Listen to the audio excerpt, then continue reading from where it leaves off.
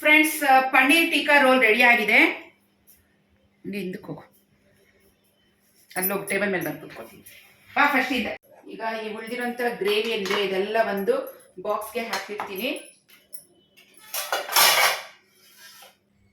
Hello friends, welcome to Nagveni Achar's kitchen. Welcome back again. ಇವತ್ತೊಂದು short video ಮಾಡ್ತಾ ಇದ್ದೀನಿ. ಯಾವುದ್ರ ಬಗ್ಗೆ ಅಂತ ಹೇಳಿದ್ರೆ, ನಾವೀಗ ಸಾಮಾನ್ಯವಾಗಿ ರೆಸಿಪೀಸ್ ವಿಡಿಯೋ ಶೂಟ್ ಮಾಡ್ತಿರ್ತೀವಿ. ಆಮೇಲೆ ಯಾವುದೇ ಪೂಜಾ ವಿಡಿಯೋಸ್ ಆಗಲಿ ಇಲ್ಲ ಮತ್ತೊಂದು ವಿಡಿಯೋಸ್ ಆಗಲಿ, ನಾವು ಅದನ್ನು ಪ್ರೆಸೆಂಟ್ ಮಾಡ್ತೀವಲ್ವ ನಿಮಗೆ, ಕೇವಲ ಒಂದು 10ರಿಂದ 15 ನಿಮಿಷ ಇರ್ಬೋದು. ಆದರೆ ಅದರ ಹಿಂದೆ ನಮ್ಮ ಪರಿಶ್ರಮ ತುಂಬಾ ಇರುತ್ತೆ. ನಿಮಗೆ 15 ನಿಮಿಷದ ವಿಡಿಯೋ ಅಥವಾ 10 ನಿಮಿಷದ ವಿಡಿಯೋ ಅಥವಾ 5 ನಿಮಿಷದ ವಿಡಿಯೋ ಅಂತ ಅಂದ್ಕೊಳ್ಳೋಣ. ಅಷ್ಟು 5 ನಿಮಿಷದ ವಿಡಿಯೋ, ಶಾರ್ಟ್ ವಿಡಿಯೋ ನಿಮ್ಮ ಮುಂದೆ ಯಾವುದೇ ರೆಸಿಪಿ ವಿಡಿಯೋ ಪ್ರೆಸೆಂಟ್ ಮಾಡಬೇಕು ಅಂದರೆ ಅದರ ಹಿಂದೆ ನಮಗೆ ಒಂದು 3 to 4 ಅವರ್ಸ್ ಅಷ್ಟು ಪರಿಶ್ರಮ ಇರುತ್ತೆ. ಯಾಕಂದರೆ ರೆಸಿಪಿ ವಿಡಿಯೋ ಮಾಡಬೇಕು ಅಂದರೆ ತುಂಬ ಸುಲಭವಾದ ಮಾತಲ್ಲ. ಒಂದು ರೆಸಿಪಿ ಮಾಡಬೇಕಂದ್ರೆ ಅದಕ್ಕೆ ನಾವು ಏನೇನು ಪ್ರತಿಯೊಂದು ವಸ್ತುಗಳು ಬೇಕೋ ಅದೆಲ್ಲ ನೋಟ್ ಡೌನ್ ಮಾಡ್ಕೋಬೇಕು. ಪ್ರತಿಯೊಂದು ವಸ್ತುವಲ್ಲಿ ಮನೇಲಿ ಯಾವ್ಯಾವ ವಸ್ತು ಇದೆ ಅಂತ ಚೆಕ್ ಮಾಡಬೇಕು. ಇಲ್ಲದೆ ಇರೋದನ್ನ ತರಿಸ್ಬೇಕು. ಆಮೇಲೆ ವೆಜಿಟೇಬಲ್ಸ್ ಕಟ್ಟಿಂಗ್ ಏನೋ ಮಾಡೋದಿದ್ರೆ ಕಟ್ಟಿಂಗ್ ಮಾಡ್ಕೋಬೇಕು. ಶೂಟಿಂಗ್ಗೆ ಯಾವ್ಯಾವ ಥರ ಪಾತ್ರೆಗಳು, ಏನೇನು ಸಾಮಗ್ರಿಗಳು ಬೇಕೋ ಎಲ್ಲನೂ ಜೋಡಿಸ್ಕೋಬೇಕು ಒಂದು ಕಡೆಯಿಂದ. ಹಾಗೆಯೇ ಏನೇನು ತಯಾರಿ ಬೇಕೋ ಅದೆಲ್ಲ ತಯಾರಿ ನಡೆಸಿ ಆನಂತರ ನಾವು ರೆಸಿಪಿಯನ್ನು ಶೂಟ್ ಮಾಡಬೇಕಾಗತ್ತೆ. ಸೊ ರೆಗ್ಯುಲರ್ ಆಗಿ ನಾವು ವಿಡಿಯೋ ಮಾಡಬೇಕಾದ್ರೆ ತುಂಬ ಟೈಮ್ ಹಿಡಿಸತ್ತೆ. ರೆಗ್ಯುಲರ್ ನಾವು ಅಡುಗೆ ಮನೇಲಿ ಅಡುಗೆ ಮಾಡಬೇಕಾದ್ರೆ ಬೇಗ ಫಟಾಫಟ್ ಅಂತ ಒಂದು ಅರ್ಧ ಗಂಟೆ 1 ಅವರ್ ಒಳಗಡೆ ನಾವು ಮುಗಿಸ್ಬಿಡ್ತೀವಿ. ಆದರೆ ವಿಡಿಯೋ ಮಾಡಬೇಕಾದ್ರೆ ಹಾಗಲ್ಲ. ಸೊ ನಾನು ಇವತ್ತು ನಿಮಗೆ ಏನು ತಿಳಿಸ್ಬೇಕು ಅಂತ ಬಯಸ್ತೀನಿ ಅಂತ ಹೇಳಿದ್ರೆ, ನಾವೀಗ ಪ್ರತಿಯೊಂದು ಯಾವುದೇ ಒಂದು ರೆಸಿಪಿ ವಿಡಿಯೋ ಆಗಲಿ ಯಾವುದೇ ಥರದ ವಿಡಿಯೋ ಆಗಲಿ ನಿಮಗೆ ನಾವದು ಶೇರ್ ಮಾಡಿಕೊಂಡಾಗ ಒಂದು ಲೈಕ್ ಮಾಡಿ ಅಂತ ಕೇಳ್ಕೊತೀವಿ. ಯಾಕೆ ಗೊತ್ತಾ, ನಾವಿಷ್ಟು ಪರಿಶ್ರಮ ಪಟ್ಟಿರ್ತೀವಿ. ನೀವೊಂದು ಲೈಕ್ ಮಾಡೋದ್ರಿಂದ ನಮ್ಮ ವಿಡಿಯೋಗೆ ಒಂದು 500 ಲೈಕ್ಸ್ ಬಂದಿದೆ, 1000 ಲೈಕ್ಸ್ ಬಂದಿದೆ ಅಂತ ನೋಡಿದ ತಕ್ಷಣ ನಾವು ಎಷ್ಟು ಕಷ್ಟಪಟ್ಟಿರ್ತೀವೋ ನಮ್ಮ ಶ್ರಮ ಎಲ್ಲ ಮರ್ತೋಗುತ್ತೆ. ಅಷ್ಟೇ ಖುಷಿ ತರುತ್ತೆ ನಮಗೆ. ಆದ್ದರಿಂದ ನಮ್ಮ ಪರಿಶ್ರಮಕ್ಕೆ ಒಂದು ಲೈಕ್ ಮಾಡಿ ಅಂತ ಕೇಳ್ತೀವಿ ಅಷ್ಟೇ. ಇನ್ನೂ ಕೆಲವರಿದ್ದಾರೆ, ಅವರು ತುಂಬ ಚೆನ್ನಾಗಿ ಅರ್ಥ ಮಾಡ್ಕೊತಾರೆ. ಅಯ್ಯೋ ಮೇಡಮ್, ಇಷ್ಟು ಚೆನ್ನಾಗಿ ಅಡುಗೆ ಮಾಡಿ ಒಂದು ರೆಸಿಪಿ ವಿಡಿಯೋ ಆಗಲಿ ಯಾವುದೋ ಒಂದು ವಿಡಿಯೋ ಹಾಕಿದ್ದಾರೆ, ಇವ್ರಿಗಾಗಿ ಒಂದು ಲೈಕ್ ಮಾಡೋಣ ಅಂತ ಲೈಕ್ ಮಾಡೇ ಮಾಡ್ತಾರೆ. ಆದರೆ ಇನ್ನು ಕೆಲವರು ಲೈಕ್ ಮಾಡೋದಿರಲಿ, ಕೆಟ್ಟ ಕಮೆಂಟ್ ಹಾಕ್ಬಿಟ್ಟು ಹೋಗ್ತಾರೆ. ಕೆಟ್ಟ ಕಮೆಂಟ್ ಹಾಕೋದು ತುಂಬಾ ಸುಲಭವಾದ ಕೆಲಸ ಅವ್ರಿಗೆ. ಯಾಕಂದರೆ ಅದು ಅವರು ಅದೇ ಹಾದಿಲಿ ಬಂದಿರ್ತಾರೆ, ಅದೇ ಕೆಲಸದಲ್ಲಿ ಇರ್ತಾರೆ. ಯಾರು ಯಾವ ವಿಡಿಯೋ ಹಾಕಿರ್ತಾರೆ ಅದನ್ನು ನೋಡೋಣ ಹೊಸದಾಗಿ, ಅದಕ್ಕೊಂದು ಕಮೆಂಟ್ ಹಾಕ್ಬಿಟ್ಟು ಹೋಗ್ತಾ ಇರ್ತಾರೆ. ಅವ್ರ ಉದ್ದೇಶ ಅಷ್ಟೇ, ತುಂಬ ಇಷ್ಟಪಟ್ಟ ಆಗಲಿ ಇಲ್ಲ ಖುಷಿಯಿಂದ ಆಗಲಿ ನಮ್ಮ ವಿಡಿಯೋನ ಅವರು ನೋಡೋದಿಲ್ಲ. ಏನೋ ಒಂದು ಕಮೆಂಟ್ ಹಾಕ್ತಾರೆ, ಹೋಗ್ತಿರ್ತಾರೆ. ಸೊ ಅವ್ರಿಗೂ ಕೂಡ ಒಂದು ಮಾತನ್ನು ಹೇಳ್ತೀನಿ ನೋಡಿ. ನಾನು ಲಾಸ್ಟ್ ವಿಡಿಯೋದಲ್ಲಿ ಪನ್ನೀರ್ ಟಿಕ್ಕಾ ರೋಲ್ ಹೇಗೆ ಮಾಡೋದು ಅಂತ ನಿಮಗೆ ರೆಸಿಪಿ ಹಾಕಿದ್ದೀನಿ. ಸೊ ಆ ರೆಸಿಪಿ ಆದಮೇಲೆ ಯಾವ್ಯಾವ ಥರ ಮನೆ ಹಾಗೆ ಬಿಟ್ಟಿದ್ದೀನಿ, ಅದನ್ನೆಲ್ಲ ಕ್ಲೀನ್ ಮಾಡಿದರೆ ಹೇಗಿದೆ ಅಂತ ನಿಮಗೆ ತೋರಿಸ್ತೀನಿ. ಅದಕ್ಕಿಂತ ಮೊದಲು ಪ್ರಿಪ್ರೇಷನ್ ಏನೇನು ಮಾಡ್ಕೊಂಡಿದೆ ಅಂತ ನಾನು ಮಾಡೋದನ್ನ ಮರ್ತಿದ್ದೆ. ಆದರೆ ಇವಾಗ ವಿಡಿಯೋ ಆದಮೇಲೆ ಅದನ್ನೆಲ್ಲ ಹೇಗೆ ಕ್ಲೀನ್ ಮಾಡ್ಕೋತೀನಿ ಅನ್ನೋದನ್ನ ನಿಮಗೆ ಜಸ್ಟ್ ಒಂದು ಝಲಕ್ ತೋರಿಸ್ತೀನಿ ಅಷ್ಟೇ. ಬನ್ನಿ ಫ್ರೆಂಡ್ಸ್, ನೋಡಿ, ಇದು ಪನ್ನೀರ್ ಟಿಕ್ಕಾಗೆ ಮಸಾಲೆ ಮಾಡಿದಂಥ ಪಾತ್ರೆ. ಎಲ್ಲರಿಗೂ ರೋಲ್ ಮಾಡಿಕೊಟ್ಟೆ. ಇನ್ನು ಉಳಿದಿರುವಂಥ ಗ್ರೇವಿ ಇದು ಪಾತ್ರೆಯಲ್ಲಿ ಹಾಗೇ ಇದೆ. ಆಮೇಲೆ ಅದಕ್ಕೆ ಬಳಸಿರುವಂಥ ಸಾಸ್ಗಳು, ಆ ಪ್ಯಾಕೆಟ್ಸ್ ಎಲ್ಲ ಹಾಗೇ ಬಿಟ್ಟಿದ್ದೀನಿ. ಅದಕ್ಕೆ ಯೂಸ್ ಮಾಡಿರೋಂಥ ಪ್ಲೇಟ್ ಆಗಲಿ, ಚಾಕು, ಆಮೇಲೆ ಇನ್ನೂ ಇದೆ, ತೋರಿಸ್ತೀನಿ ಬನ್ನಿ. ನೋಡಿ, ಚಪಾತಿ ಮಾಡಿದಂಥ ಪ್ಯಾನ್, ಇದು ಸೌಟು, ಇದೆಲ್ಲ ತೊಳೆದಿಡ್ಬೇಕು ಇವಾಗ. ಮತ್ತು ಆಯಿಲನ್ನು ಯೂಸ್ ಮಾಡಿದ್ದೆ, ಅದನ್ನು ಎತ್ತಿಡಬೇಕು. ಓಕೆ. ಆಮೇಲೆ ವಿಡಿಯೋಗೆ ಶೂಟ್ ಮಾಡೋಕ್ಕೆ ಬಳಸಿದಂಥ ಪ್ಲೇಟ್ಸ್ ಇದು ನೋಡಿ ಯಾವ ಥರ ಇದೆ. ಓಕೆ. ಆಮೇಲೆ ಶೂಟ್ಗೆ ಬಳಸಿದಂಥ ಗಾಜ್ ಬೌಲ್ಸ್ ಇವು. ಆಮೇಲೆ ಚಪಾತಿ ಲಟ್ಸೋದಕ್ಕೆ ಲಟ್ಟಣಿಗೆ, ಹಿಟ್ಟು, ಮತ್ತು ಇದೊಂದು ಸ್ಟೀಲ್, ಇದನ್ನು ಉಪಯೋಗಿಸಿದ್ದೆ ನಾನು. ಇದನ್ನು ಕೂಡ ಈಗ ವಾಶ್ ಮಾಡಿ ಎತ್ತಿಡಬೇಕು. ನೋಡಿ, ಇದಿಷ್ಟು ಕೆಲಸ ಆದಮೇಲೆ ಫುಲ್ ಸ್ಟವ್ ಎಲ್ಲ ಈಗ ಒರೆಸಿಡಬೇಕು. ಸ್ಲ್ಯಾಬ್ ಎಲ್ಲ ಕ್ಲೀನ್ ಮಾಡಬೇಕು. ನೋಡಿ, ಈ ಥರ ಇಷ್ಟು ಕೆಲಸಗಳಿರುತ್ತೆ ನಮಗೆ. ಸೊ ನಾನು ನಿಮಗೆ ತೋರಿಸ್ತೀನಿ ಅಷ್ಟೇ. ಇವತ್ತಿನ ರೆಸಿಪಿಗೆ ಇಷ್ಟಿದೆ.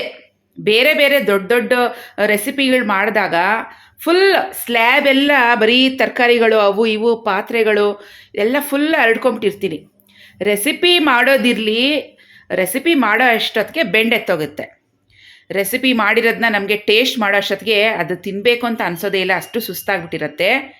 ಆಮೇಲೆ ಅದನ್ನೆಲ್ಲ ಎತ್ತಿಡೋ ಅಷ್ಟೊತ್ತಿಗೆ ಒಂದು 2 ಅವರ್ಸ್ ಆದರೂ ಬೇಕು. ನೋಡಿ ಯಾವ ಥರ ಇದೆ. ಫುಲ್ ಇದೆಲ್ಲ ಕ್ಲೀನ್ ಮಾಡಬೇಕು. ಬೆಳಗ್ಗೆಯಿಂದ ಮಾಡ್ತಾಯಿದ್ದೀನಿ ರೆಸಿಪಿನ. ಎಲ್ಲರಿಗೂ ಹಾಕ್ಕೊಟ್ಟು ತಿಂಡಿ ಹೋದ್ರು ಅವರು ತಿಂದು. ನಾನು ತಿಂಡಿ ತಿಂದು ಇವಾಗ ಜಸ್ಟ್ ಒಂದು 5 ನಿಮಿಷ ರಿಲ್ಯಾಕ್ಸ್ ಮಾಡಿಕೊಂಡೆ. ಮಧ್ಯಾಹ್ನ ನೋಡಿ 2:15 ಆಗಿಬಿಟ್ಟಿದೆ. ನೋಡಿ ಟೈಮ್ ನೋಡಿದ್ರಲ್ವಾ, ಮಧ್ಯಾಹ್ನ 2:15 ಆಗಿದೆ. ಇವಾಗ ಇದನ್ನೆಲ್ಲ ಎತ್ತಿಟ್ಟು ಫ್ರೆಶ್ ಅಪ್ ಆಗಿ ಮತ್ತು ನಾನು ವಿಡಿಯೋ ಎಡಿಟಿಂಗ್ ಮಾಡಿ ನಿಮಗೆ ಪೋಸ್ಟ್ ಮಾಡಬೇಕಾಗತ್ತೆ. ಅಕ್ಕ ಡೈಲಿ ವಿಡಿಯೋ ಹಾಕಿ ಅಂತ ಹೇಳ್ತೀರಾ. ವ್ಲಾಗ್ಸ್ ಮಾಡೋರು ಸುಮ್ಮನೆ ಅಲ್ಲೊಂದು ಇಲ್ಲೊಂದು ಏನೋ ಒಂದು ತೋರಿಸ್ತಾರೆ, ಆಯ್ತು ಅವ್ರದ್ದು ಮಾಡ್ಬೋದು, ಡೈಲಿ ವ್ಲಾಗ್ಸ್ ಮಾಡ್ಬೋದು. ಆದರೆ ರೆಸಿಪಿ ವಿಡಿಯೋಗಳು ಡೈಲಿ ಮಾಡೋದು ತುಂಬಾ ಕಷ್ಟ. ಯಾರಾದರೂ ಒಬ್ಬರು ಹೆಲ್ಪಿಂಗ್ ಇರಲೇಬೇಕು. ಹೆಲ್ಪಿಂಗ್ ಇದ್ದರೆ ಮಾತ್ರ ಡೈಲಿ ರೆಸಿಪಿ ವಿಡಿಯೋಗಳು ಹಾಕೋದಕ್ಕೆ ಸಾಧ್ಯ ಆಗುತ್ತೆ. ಯಾಕಂದರೆ ಒಬ್ಬರು ರೆಸಿಪಿ ಮಾಡಿದ್ರೆ ಇನ್ನೊಬ್ರು ಅದನ್ನು ಕ್ಲೀನ್ ಮಾಡೋರು ಇರಬೇಕು, ಇನ್ನೊಬ್ಬರು ವಿಡಿಯೋ ಎಡಿಟಿಂಗ್ ಮಾಡಿ ಪೋಸ್ಟ್ ಮಾಡೋರು ಇರಬೇಕು. ಈ ಥರ ಅವ್ರಿಗೆ ಮನೆಯಲ್ಲಿ ತುಂಬ ಹೆಲ್ಪ್ ಮಾಡ್ತಾರಲ್ವ, ಅಂಥವರು ಡೈಲಿ ವಿಡಿಯೋಸನ್ನು ಹಾಕ್ಕೋತಾರೆ. ಸೊ ನಿಮಗೆಲ್ಲ ಗೊತ್ತು, ಪ್ರತಿಯೊಂದೂ ನಾನೇ ಒಬ್ಬಳೇ ಮಾಡ್ಕೊಳ್ಳೋದು. ಮಕ್ಕಳಿಗೆ ಇದೆಲ್ಲ ಎಡಿಟಿಂಗ್ ಕೆಲಸ ಅದೆಲ್ಲ ಏನೂ ಹೇಳ್ಕೊಟ್ಟಿಲ್ಲ ನಾನು. ಅವರು ಬರೆಯೋದ್ರಲ್ಲಿ ಅವರು ಬ್ಯುಸಿ ಇರ್ತಾರೆ. ಯಾವಾಗಾದರೂ ಏನಾದರೂ ಹೆಲ್ಪಿಂಗ್ ಬೇಕಂದರೆ ಸಣ್ಣ ಪುಟ್ಟ ಹೆಲ್ಪ್ ಮಾಡ್ತಾರೆ, ಯಾವಾಗಲೂ ಮಾಡಲ್ಲ. ಇವಾಗ ನೋಡಿ 2:15 ಆಗಿದೆ ಅಲ್ವಾ, ಕಾಲೇಜ್ಗೆ ಹೋಗ್ಬಿಟ್ಟಿದ್ದಾರೆ ಎಲ್ಲರೂ. ಬರೋಷ್ಟೊತ್ತಿಗೆ 4 ಗಂಟೆ ಆಗುತ್ತೆ. ಅಷ್ಟರಲ್ಲಿ ನಾನು ರೆಸಿಪಿ ವಿಡಿಯೋ ಮಾಡಿ ಮುಗಿಸಿದ್ದೀನಿ. ಸೊ ಅವರು ಹೆಲ್ಪ್ ಮಾಡಲಿ ಅಂತ ಸಾಯಂಕಾಲದವರೆಗೂ 4 ಗಂಟೆವರೆಗೂ ಕೂರೋಕ್ಕಾಗಲ್ಲ ಅಲ್ವಾ. ಸೊ ಫ್ರೆಂಡ್ಸ್, ಬನ್ನಿ ಕ್ಲೀನ್ ಮಾಡ್ಕೊಳ್ಳೋಣ ಅಡುಗೆ ಮನೇನ. ನಿಮ್ಗೊಂದಿದು ಶಾರ್ಟ್ ವಿಡಿಯೋ ತುಂಬ ದಿನದಿಂದ ಹೇಳಬೇಕು ಅಂದ್ಕೊತಿದ್ದೆ. ಅದನ್ನು ವಿಡಿಯೋ ಮಾಡಿ ತೋರಿಸ್ತಾ ಇದ್ದೀನಿ, ಹೇಳ್ತಾ ಇದ್ದೀನಿ. ಯಾರೆಲ್ಲ ನಮ್ಮ ವಿಡಿಯೋಗೆ ಲೈಕ್ ಮಾಡ್ತೀರಾ ಅವ್ರಿಗೆಲ್ಲ ತುಂಬ ಥ್ಯಾಂಕ್ಸ್ ಹೇಳ್ತೀನಿ. ಹಾಗೆಯೇ ಯಾರೆಲ್ಲ ಬ್ಯಾಡ್ ಕಮೆಂಟ್ಸ್ ಹಾಕ್ತೀರಾ, ಡಿಸ್ಲೈಕ್ ಮಾಡ್ತೀರಾ, ಅವ್ರು ನಮ್ಮ ಚಾನಲನ್ನು ನೋಡೋಕ್ಕೆ ಬರಬೇಡಿ. ಫ್ರೆಂಡ್ಸ್, ಪಾತ್ರೆಗಳೆಲ್ಲ ಏನೇನಿದೆ ವಿಡಿಯೋಗೆ ಯೂಸ್ ಮಾಡಿದಂಥದ್ದು ಪ್ರತಿಯೊಂದು ಇವಾಗ ವಾಶ್ ಮಾಡ್ಕೊಂಡ್ಬಿಡ್ತೀನಿ.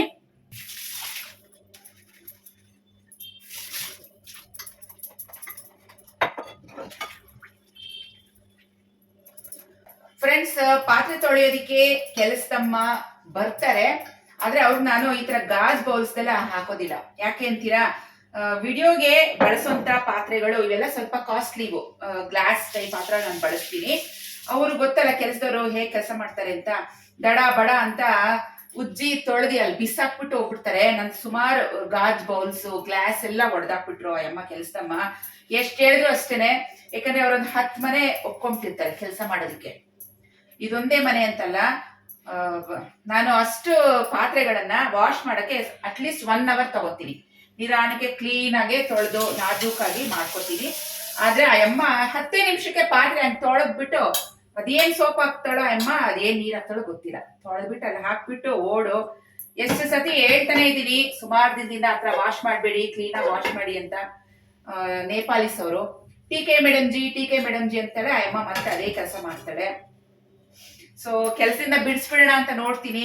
ಪಾಪ ಆಯಮ್ಮನಿಗೂ 3 ಜನ ಮಕ್ಕಳು, ಯಾಕೆ ಸುಮ್ಮನೆ ಹೊಟ್ಟೆ ಮೇಲೆ ಕಲ್ಲಾಕೋದು ಅಂತಾರಲ್ವಾ, ಸುಮ್ಮನೆ ಯಾಕೆ ಹೋಗ್ಲಿ ಬಿಡೋ, ಹೆಂಗಾಗುತ್ತೋ ಹಂಗೆ ಮಾಡ್ಕೊಂಡು ಹೋಗ್ಲಿ, ಮಿಕ್ಕಿದ ಆಮೇಲೆ ನಾವು ಮಾಡೋಣ ಅಂತೇಳಿ ಆ ಮನೆಗೆ ಮಾಡ್ತಾ ಇದ್ದಾಳೆ. ಅಷ್ಟರಲ್ಲಿ ಇನ್ಯಾರಾದ್ರೂ ಹೊಸಬ್ರು ಯಾರಾದ್ರು ಸಿಕ್ಕಿದ್ರೆ ಚೆನ್ನಾಗಿ ಮಾಡೋರು ಅವ್ರನ್ನ ಇಟ್ಕೋಬೇಕು ಕೆಲಸ ಮಾಡೋದಕ್ಕೆ. ಹಾಗಾಗಿ ನಾವು ಡೈಲಿ ಅಡುಗೆಗೆ ಬಳಸ್ತೀವಲ್ಲ ಸ್ಟೀಲ್ ಪಾತ್ರೆಗಳು, ಅದೆಲ್ಲ ಆಯಮ್ಮ ತೊಳಿತಾಳೆ. ಆಯಮ್ಮ ತೊಳೆದಾದ್ಮೇಲೆ ಮತ್ತೆ ಏನಾದ್ರು ಸೋಪ್ ಏನಾದ್ರು ಇದ್ರೆ ಮತ್ತೆ ಅದು ಸೆಕೆಂಡ್ ಟೈಮ್ ಆಯಮ್ಮಕ್ಕೆಲ್ಲ ತೊಳಸ್ತೀನಿ. ನೋಡಿ ಕೆಲಸದವರೆಲ್ಲ ಹಾಗೆ, ಯಾರೋ ಒಬ್ಬೊಬ್ರು ಕರೆಕ್ಟಾಗಿ ಚೆನ್ನಾಗಿ ಮಾಡ್ತಾರೆ, ಎಲ್ಲರೂ ಮಾಡ್ತಾರೆ ಅಂತಲ್ಲ. ಸೊ ನಾನು ಇವಾಗ ಪಾತ್ರೆ ಎಲ್ಲ ಇದೆಲ್ಲ ತೊಳೆದಿಟ್ಬಿಟ್ಟು ನಿನ್ನ ಮತ್ತೆ ಭೇಟಿ ಆಗ್ತೀನಿ.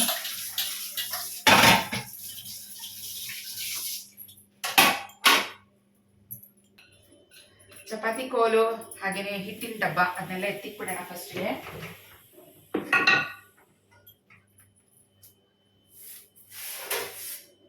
ಆಮೇಲೆ ಇದು ಸ್ಟೀಲ್ ಇದನ್ನ ತರಿಸಿದೀನಿ. ಸೊ ಇದನ್ನ ಅಮೆಝಾನ್ ಅಲ್ಲಿ ತರಿಸಿರೋದು, ಆನ್ಲೈನ್ ಅಲ್ಲಿ. ಇದರ ಲಿಂಕ್ ಬೇಕಾದ್ರೆ ಕೊಡ್ತೀನಿ. ಇದು ತಗೊಂಡು ಸುಮಾರು ಒಂದು 6 ತಿಂಗಳು ಆಗಿದೆ. ಡೈಲಿ ಯೂಸ್ ಮಾಡ್ಕೋತೀನಿ, ಚಪಾತಿ ಮಾಡೋವಾಗ ಮತ್ತೆ ಜೋಳದ ರೊಟ್ಟಿ ಮಾಡೋವಾಗ, ಅವಾಗೆಲ್ಲ ಇದನ್ನ ಯೂಸ್ ಮಾಡ್ಕೊತೀನಿ. ಜೋಳದ ರೊಟ್ಟಿ ಮಾಡುವಾಗಂತೂ ತುಂಬಾನೇ ಯೂಸ್ ಆಗಿದೆ ಇದು ನನಗಂತೂ. ಜೋಳದ ರೊಟ್ಟಿ ಮಾಡುವಾಗ ಸಾಮಾನ್ಯವಾಗಿ ಫುಲ್ ಸ್ಲ್ಯಾಬ್ ಎಲ್ಲ ಆಗ್ಬಿಟ್ಟಿರುತ್ತೆ, ಹಿಟ್ಟೆಲ್ಲ ಕ್ಲೀನ್ ಮಾಡೋಕೆ ತುಂಬಾ ಕಷ್ಟ ಆಗ್ತಿತ್ತು. ಸೊ ಈ ಸ್ಟೀಲ್ ರ್ಯಾಕ್ ಅನ್ನ ತಗೊಂಡ್ಮೇಲೆ ಜೋಳದ ರೊಟ್ಟಿ ಮಾಡೋದು, ಚಪಾತಿ ಮಾಡೋದೆಲ್ಲ ತುಂಬಾ ಈಸಿ ಆಗ್ಬಿಟ್ಟಿದೆ. ಸೊ ಇವಾಗ ಇದನ್ನ ರೋಲ್ ಮಾಡೋದಕ್ಕೆ ಪನ್ನೀರ್ ಟಿಕ್ಕಾ ರೋಲ್ ರೆಸಿಪಿಗೆ ಯೂಸ್ ಮಾಡ್ಕೊಂಡಿದ್ದೆ. ಇದನ್ನ ಇವಾಗ ಸೋಪ್ ಹಾಕ್ಬಿಟ್ಟು ಕ್ಲೀನ್ ಆಗಿ ತೊಳೆದಿಟ್ಬಿಡ್ತೀನಿ. ತರಕಾರಿ ಕಟ್ ಮಾಡೋದಕ್ಕೆ ಯೂಸ್ ಮಾಡಲ್ಲ, ಯಾಕಂದ್ರೆ ಚಾಕು ನಾವು ಕಟ್ ಮಾಡುವಾಗ ಇಲ್ಲೆಲ್ಲ ಸ್ಕ್ರಾಚಸ್ ಆಗ್ಬಿಡುತ್ತೆ.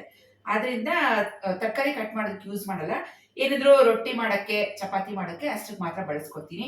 ಇವಾಗ ಇದನ್ನ ಕ್ಲೀನ್ ಆಗಿ ಸೋಪ್ ಹಾಕಿ ವಾಶ್ ಮಾಡ್ಕೊಂಡ್ಬಿಡ್ತೀನಿ. ಆಮೇಲೆ ಒರೆಸ್ಬಿಟ್ಟು ಇಟ್ಬಿಡ್ತೀನಿ.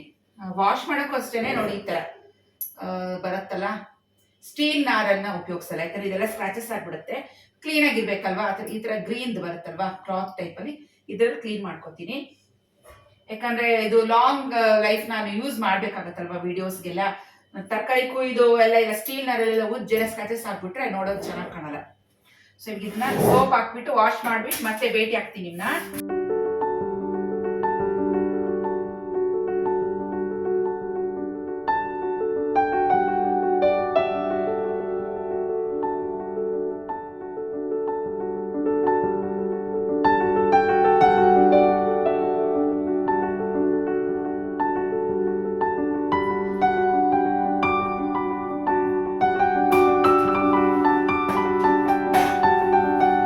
ಈಗ ಯೂಸ್ ಮಾಡಿದಂಥ ಸಾಸ್ಗಳು ಏನೇನಿದೆ ಅದನ್ನೆಲ್ಲ ಈಗ ಫ್ರಿಜ್ಗೆ ಎತ್ತಿಡಬೇಕು.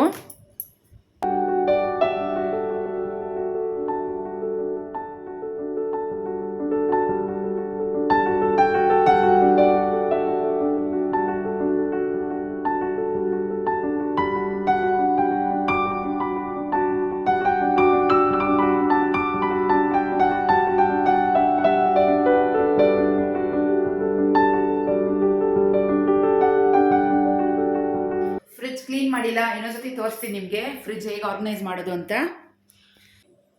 ಈಗ ಈ ಉಳಿದಿರೋಂಥ ಗ್ರೇವಿ ಏನಿದೆ ಇದೆಲ್ಲ ಒಂದು ಬಾಕ್ಸ್ಗೆ ಹಾಕಿರ್ತೀನಿ. ನಮ್ಮ ವೈಭವ್ ಒಬ್ಬ ತಿಂದಿಲ್ಲ, ಕಾಲೇಜ್ಗೆ ಹೋಗಿದ್ದಾನೆ. ಸೊ ಬಂದ್ಮೇಲೆ ಅವನಿಗೂ ಕೂಡ ಮಾಡ್ಕೊಡ್ಬೇಕು ಪನ್ನೀರ್ ಟಿಕ್ಕಾ ರೋಲ್. ಸೊ ಇದು 1 ಅಥವಾ 2 ರೋಲ್ಗೆ ಆಗುತ್ತೆ. ಕ್ಲೀನಾಗಿ ಇದೆಲ್ಲ ತೆಗೆದು ಇಟ್ಬಿಡೋಣ.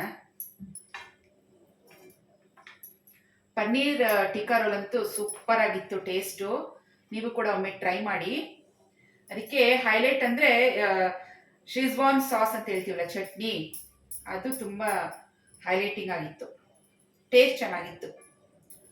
ಆಮೇಲೆ ವೆಜಿಟೇಬಲ್ಸ್ ಎಲ್ಲ ತುಂಬ ಕುಕ್ ಮಾಡಿರಲಿಲ್ಲ ನಾನು, ಕ್ರಂಚಿ ಆಗಿತ್ತು. ಸೊ ಇವಾಗ ಇದನ್ನ ತೊಳೆಯಕ್ಕೆ ಹಾಕ್ಬೇಕು.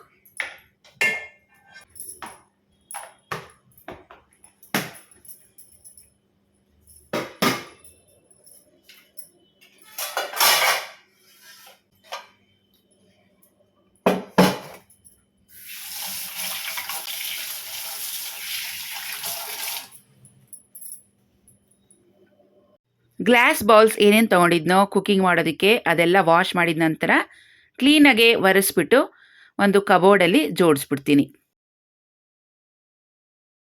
ಮೈಕ್ರೋ ಸೇಫ್ಗೆ ಯೂಸ್ ಆಗುವಂಥ ಗಾಜ್ ಬೌಲ್ಸ್ ಆಗಲಿ, ಇಲ್ಲ ಮಿಕ್ಸಿಂಗ್ ಬೌಲ್ಸ್ಗೆ ಯೂಸ್ ಮಾಡುವಂಥ ಗಾಜ್ ಬೌಲ್ಸು, ಇವೆಲ್ಲ ನಾನು ವಾಶ್ ಮಾಡಿ ಒರೆಸ್ಬಿಟ್ಟು ಅದ್ರ ಪ್ಲೇಸ್ಗೆ ಇಟ್ಬಿಡ್ತೀನಿ. ಈ ಥರ ಐಟಮ್ಸ್ ಎಲ್ಲ ನಾನು ವಾಶ್ ಮಾಡೋದಕ್ಕೆ ಮೇಡ್ಗೆ ಕೊಡೋದಿಲ್ಲ.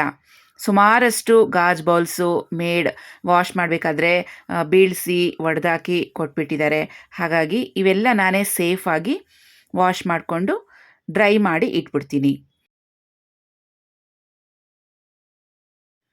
ಸ್ಟೀಲ್ ಐಟಮ್ಸ್ ಏನೇನು ಯೂಸ್ ಮಾಡಿದ್ನೋ ವಿಡಿಯೋ ಶೂಟ್ ಮಾಡುವಾಗ ಅದನ್ನೆಲ್ಲ ಹಾಗೆಯೇ ಒರೆಸಿ ಕ್ಲೀನಾಗಿ ಕಟ್ಲರಿಗಳನ್ನ ಜೋಡಿಸ್ತಾ ಇದ್ದೀನಿ.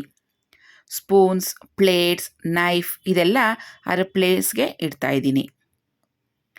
ಸೊ ಈ ಥರ ನಾನು ವಿಡಿಯೋ ಶೂಟ್ ಆಗಿದ ತಕ್ಷಣವೇ ಅದರ ಪ್ಲೇಸ್ಗೆ ಆ ಥಿಂಗ್ಸನ್ನು ಜೋಡಿಸಿ ಇಟ್ಟು ಕಿಚನ್ನ ಕ್ಲೀನ್ ಮಾಡ್ಕೊಂಬಿಡ್ತೀನಿ.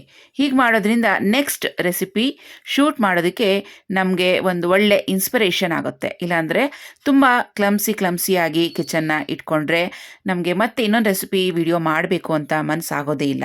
ಆವಾಗಿನ ಕೆಲಸ ಆವಾಗಲೇ ಕ್ಲೀನ್ ಮಾಡಿ ಇಟ್ಕೊಂಡ್ಬಿಡ್ತೀನಿ. ಸೊ ಇವಿಷ್ಟು ಕೆಲಸಗಳನ್ನು ಮಾಡ್ಕೊಳ್ಳೋದಕ್ಕೆ ನನಗೆ ಒಂದು ದಿನವೇ ಬೇಕಾಗುತ್ತೆ. ಪ್ರಿಪ್ರೇಷನ್ ಮಾಡೋದಕ್ಕೆ ಮತ್ತು ರೆಸಿಪಿ ವಿಡಿಯೋ ಶೂಟ್ ಮಾಡೋದಕ್ಕೆ, ರೆಸಿಪಿ ಆದಮೇಲೆ ಈ ಥರ ಕ್ಲೀನ್ ಮಾಡ್ಕೊಳ್ಳೋದಕ್ಕೆ ಎಲ್ಲ ಸುಮಾರು 4-5 ಅವರ್ ಬೇಕಾಗುತ್ತೆ. ಸೊ ಇದಿಷ್ಟು ನಮ್ಮ ಶ್ರಮ ಒಂದು ವಿಡಿಯೋ ಹಿಂದೆ ಇರುವಂಥದ್ದು. ನಿಮಗೆ ನಾವು ಪ್ರೆಸೆಂಟ್ ಮಾಡುವಾಗ 10 to 15 ಮಿನಿಟ್ಸ್ ಅಷ್ಟು ರೆಸಿಪಿ ವಿಡಿಯೋನ ಪೋಸ್ಟ್ ಮಾಡ್ತೀನಿ. ಸ್ಟೀಲ್ ರ್ಯಾಕನ್ನು ವಾಶ್ ಮಾಡಿದ್ಮೇಲೆ ಅದನ್ನು ಕ್ಲೀನಾಗಿ ಒಂದು ಡ್ರೈ ಕ್ಲಾತ್ನಲ್ಲಿ ಒರೆಸ್ಬಿಟ್ಟು ಮತ್ತೆ ಅದರ ಬಾಕ್ಸ್ಗೆ ಹಾಕಿ ಇಟ್ಬಿಡ್ತೀನಿ. ಇದನ್ನು ನಾನು ಡೈಲಿ ಯೂಸ್ ಮಾಡೋದಿಲ್ಲ, ಓನ್ಲಿ ಫಾರ್ ರೆಸಿಪೀಸ್ಗೆ ಇದನ್ನು ಯೂಸ್ ಮಾಡೋವಂಥದ್ದು. ಹಾಗೆಯೇ ಇದು ಪನ್ನೀರ್ ಮಸಾಲೆ ಮಾಡೋದಕ್ಕೆ ಯೂಸ್ ಮಾಡಿದಂಥ ಪಾಟ್ ಇದು. ಇದನ್ನು ಕೂಡ ಅಷ್ಟೇ ವಾಶ್ ಮಾಡಿ ಒಂದು ಡ್ರೈ ಕ್ಲಾತ್ನಲ್ಲಿ ಒರೆಸಿ ಅದನ್ನು ಕ್ಲೀನಾಗಿ ಅದರ ಪ್ಯಾಕಿಂಗ್ ಬಾಕ್ಸ್ನಲ್ಲಿ ಹಾಕಿ ಇಟ್ಬಿಡ್ತೀನಿ. ಇದನ್ನು ನಾನು ಡೈಲಿ ಯೂಸ್ ಮಾಡೋದಿಲ್ಲ. ರೆಸಿಪೀಸ್ಗೆ ಅಂತಲೇ ಸಪ್ರೇಟ್ ವೆಸಲ್ಸನ್ನು ಇಟ್ಟಿರ್ತೀನಿ. ಡೈಲಿ ಯೂಸ್ಗೆ ಬೇರೆ ಪಾತ್ರೆಗಳು ಇರುತ್ತೆ.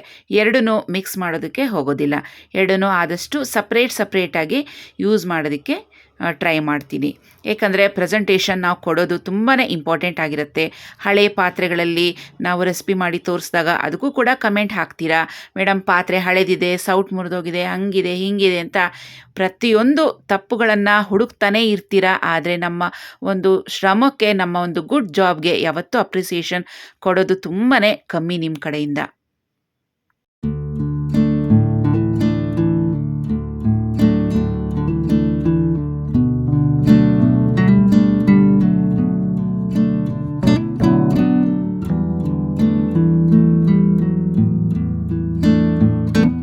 ಇದು ಪನ್ನೀರ್ ಟೀಕಾ ರೋಲ್ ಮಾಡೋದಕ್ಕೆ ವ್ರ್ಯಾಪ್ ಮಾಡೋದಕ್ಕೆ ಅಂತ ಬಳಸಿದಂಥ ಬಟರ್ ಶೀಟ್ ಇದು ಕೂಡ ಕ್ಲೀನಾಗಿ ಫೋಲ್ಡ್ ಮಾಡಿ ಎತ್ತಿಡ್ತಾ ಇದ್ದೀನಿ. ಮತ್ತು ಇನ್ನೊಂದು ಸಲಕ್ಕೆ ಬೇಕಾಗುತ್ತೆ. ಹಾಗೆ ಇವಾಗ ಡೈನಿಂಗ್ ಟೇಬಲ್ ಮೇಲೆ ಫುಲ್ ಕ್ಲಮ್ಸಿ ಆಗಿಬಿಟ್ಟಿತ್ತು, ಅದನ್ನು ಕೂಡ ಕ್ಲೀನಾಗಿ ಜೋಡಿಸಿ ಎತ್ತಿಡ್ತಾ ಇದ್ದೀನಿ.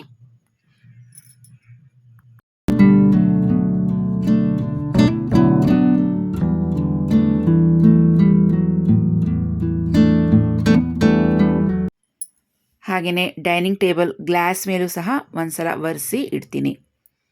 ಸ್ವಲ್ಪ ನೀರನ್ನು ಹಾಕಿಬಿಟ್ಟು ಈ ಥರ ಮೈಕ್ರೋಫೇಬರ್ ಕ್ಲಾತ್ನಲ್ಲಿ ಒರೆಸಿಬಿಡ್ತೀನಿ. ಸೊ ಗ್ಲಾಸ್ ಕೆಳಗಡೆ ಲೈಟ್ ಪಿಂಕ್ ಕಲರಲ್ಲಿ ಪೌಡರ್ ಕಾಣಿಸ್ತಿದೆಯಲ್ಲ, ಅದು ಕಾಕ್ರೋಚಸ್ಗೆ ಅಂತ ಹಾಕಿರುವಂಥ ಪೌಡರ್ ಅದು. ಹಾಗೆಯೇ ಇದು ನನ್ನ ರೆಸಿಪಿ ಬುಕ್, ಇದು ಕೂಡ ಒಂದು ಕಡೆ ಎತ್ತಿಡ್ತಾ ಇದ್ದೀನಿ. ಕೊನೆಯದಾಗಿ ಬರುವಂಥದ್ದಂದರೆ ಸ್ಟವ್ ಕ್ಲೀನ್ ಮಾಡುವಂಥ ಕೆಲಸ. ಸ್ಟವ್ಗೂ ಸಹ ನಾನು ಸೋಪ್, ರೆಗ್ಯುಲರ್ ಪಾತ್ರೆಗಳಿಗೆಲ್ಲ ಯಾವ ಸೋಪನ್ನು ಯೂಸ್ ಮಾಡ್ತೀನೋ ಅದನ್ನೇ ಒಂದು ಸಲ ಹಚ್ಚಿಬಿಟ್ಟು ಮೈಕ್ರೋಫೇಬರ್ ಕ್ಲಾತ್ನಲ್ಲಿ ಒರೆಸಿಡ್ತೀನಿ. ಸೊ ಯಾವುದೇ ಕಾರಣಕ್ಕೂ ನಾನು ಸ್ಟೀಲ್ ನಾರನ್ನು ಸ್ಟವ್ ಕ್ಲೀನ್ ಮಾಡೋದಕ್ಕೆ ಬಳಸೋದಿಲ್ಲ, ಯಾಕಂದರೆ ತುಂಬ ಸ್ಕ್ರ್ಯಾಚಸ್ ಆಗಿಬಿಡುತ್ತೆ. ಹಾಗೆಯೇ ಸ್ಲ್ಯಾಬ್ ಕೂಡ ಒಂದ್ಸತಿ ಕ್ಲೀನಾಗಿ ಒರೆಸ್ಕೊಂಡ್ಬಿಡ್ತೀನಿ. ಬೆಳಗ್ಗೆ ಕುಕ್ಕಿಂಗ್ ಸ್ಟಾರ್ಟ್ ಮಾಡೋಕ್ಕೆ ಮೊದಲೇ ಕಿಚನ್ ಫುಲ್ ಕ್ಲೀನ್ ಮಾಡಿ ಆಮೇಲೆ ಸ್ಟಾರ್ಟ್ ಮಾಡಿರ್ತೀನಿ. ರೆಸಿಪಿ ಎಲ್ಲ ಮುಗಿದ ಮೇಲೆ ಮತ್ತೊಂದು ಸಲ ಸ್ಲ್ಯಾಬ್ ಎಲ್ಲ ಒರೆಸಿ ಕ್ಲೀನ್ ಮಾಡಿ ಸ್ಟವ್ ಕೂಡ ಕ್ಲೀನ್ ಮಾಡಿ ಇಟ್ಬಿಡ್ತೀನಿ. ಸೊ ಯಾವಾಗಲೂ ಕಿಚನ್ ಕ್ಲೀನ್ ಆಗಿರಬೇಕು ನನಗೆ.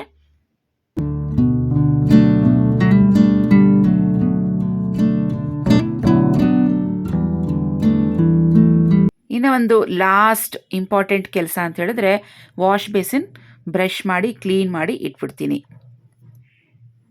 ಸೊ ಫ್ರೆಂಡ್ಸ್, ಇವಿಷ್ಟು ನನ್ನ ರೆಸಿಪಿ ವಿಡಿಯೋ ಶೂಟ್ ಆದಮೇಲೆ ಮಾಡುವಂಥ ಕ್ಲೀನಿಂಗ್ ರೊಟೀನ್ ವರ್ಕ್. ನೋಡಿದ್ರೆ ಎಷ್ಟು ಕ್ಲೀನ್ ಆಗಿದೆ ನಮ್ಮ ಕಿಚನ್, ಪಳ ಅಂತಿದೆ ಅಲ್ವಾ? ಇಲ್ಲೊಂದು ರೆಸಿಪಿ ಮಾಡಿದ್ವಿ ಅಂತಲೇ ಗೊತ್ತಾಗಲ್ಲ, ಅಷ್ಟು ಚೆನ್ನಾಗಿ ಕ್ಲೀನ್ ಮಾಡಿ ಇಟ್ಟಿದ್ದೀನಿ.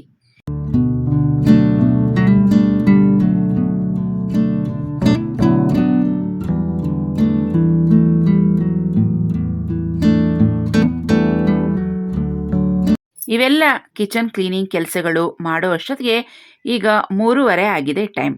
ಸ್ಟಾರ್ಟಿಂಗ್ ಟೈಮ್ ನಿಮಗೆ ತೋರಿಸಿದಾಗ 2:15 ಆಗಿತ್ತು, ಈಗ 3:30 ಆಗಿದೆ.